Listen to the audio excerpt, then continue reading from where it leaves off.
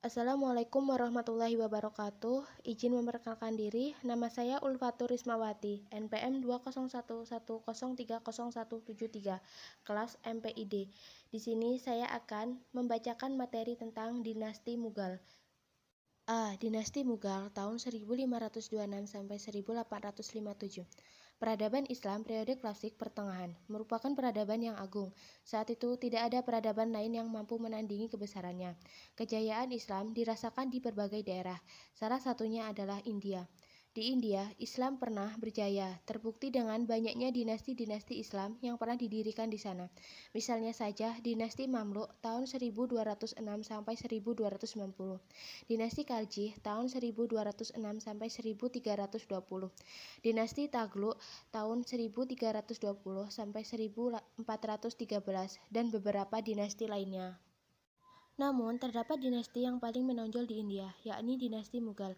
Dinasti Mughal merupakan dinasti Islam yang berkuasa di India pada abad ke-16 hingga abad ke-19. Dinasti ini termasuk dalam 3 dinasti besar, yaitu Mughal, Turki Utsmani, dan Safawiyah, yang muncul pada masa pertengahan. Dinasti Mughal memiliki peranan besar dalam pengembangan agama Islam di India, mulai dari sastra hingga arsitektur. B. Dinamika politik Dinasti Mughal. Dinasti Mughal merupakan dinasti yang diperintah oleh raja-raja yang berasal dari daerah Asia Tengah, turunan Timur Leng. Timur Leng adalah seorang muslim yang fanatik. Ia mengadakan ekspansi ke India tahun 1398 Masehi. Namun pada saat itu ia tidak berambisi menguasai India sepenuhnya. Jadi ia hanya mengangkat seorang gubernur untuk memimpin Multan India.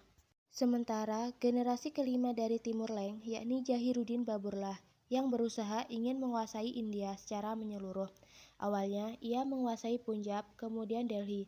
Akan tetapi, gerak ekspansinya sempat dihadang oleh dinasti Lodi, hingga akhirnya pecahlah perang Panipat I tahun 1526 Masehi. Lodi pun terbunuh dan Babur berhasil menguasai sebagian besar daerah di India.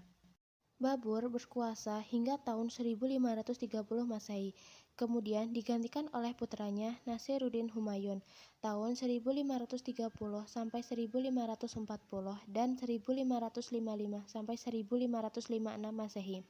Sepanjang pemerintahannya, kondisi negara tidak stabil karena terjadi banyak perlawanan dari musuh-musuhnya.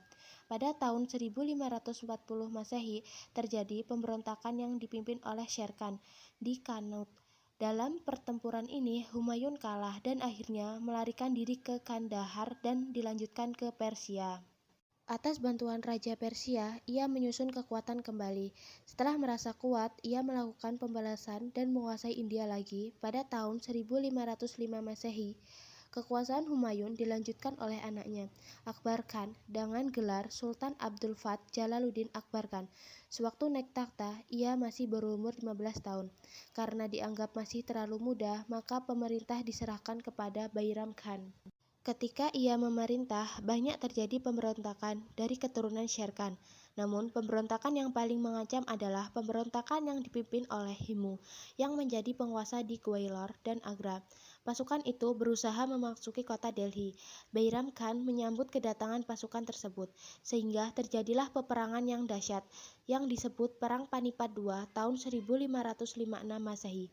Himu akhirnya dapat dikalahkan dan daerahnya jatuh ke tangan Mughal.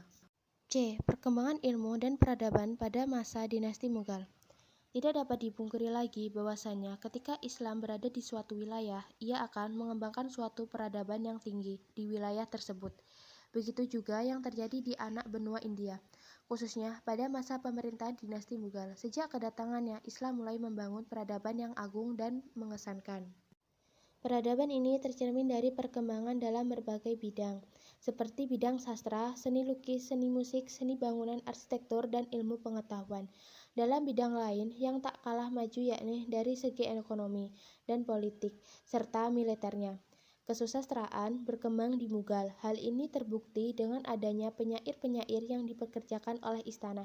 Salah seorang sastrawan Sufi yang terkenal adalah Muhammad Jayaji dengan karyanya yang terkenal yakni Padmavat. Seni lukis juga menjadi salah satu bidang kesenian yang berkembang pada masa Mughal. Hal ini terbukti ketika Raja Babur berkuasa. Tingginya peradaban Islam di India masih terlihat jelas, terutama dari seni bangunan, yang sampai saat ini pun masih berdiri kokoh. Ketika Babur berkuasa, ia lebih banyak membangun gedung yang memiliki corak bangunan Iran. Hal ini dikarenakan ia tidak menyukai corak bangunan India. Bangunan yang dibangun pada masanya yakni sebuah masjid di Kabul Bag di Panipat dan Masjid Agung di kota Sanbal. Arsitektur yang indah juga dapat dilihat dari Istana Agra dan Fatehpur Sikri. Kedua bangunan ini dibangun pada masa Akbar dengan menggunakan corak Hindu-Islam. Selain bangunan masjid dan istana, terdapat juga bangunan yang berupa benteng, seperti Benteng Agra, Lahore, Attak, dan Sekandarah. Kemajuan dinasti Mughal juga dapat dilihat dari bidang ekonomi, yakni majunya pertanian, terutama untuk tanaman padi, kacang, tebu, rempah-rempah, tembakau, dan kapas. Sementara bidang industri yang terkenal adalah industri tenun yang sudah terekspor hingga ke Eropa, Arab, Asia Tenggara, dan sekitarnya. Bidang politik yang menonjol adalah sistem politik silk atau toleransi universal. Sistem ini dianggap tepat karena mayoritas masyarakat India beragama Hindu, sedangkan Mughal adalah dinasti Islam. Di bidang militer, Mughal terkenal memiliki pasukan yang kuat. Mereka terdiri dari pasukan gajah, berkuda, dan Maryam.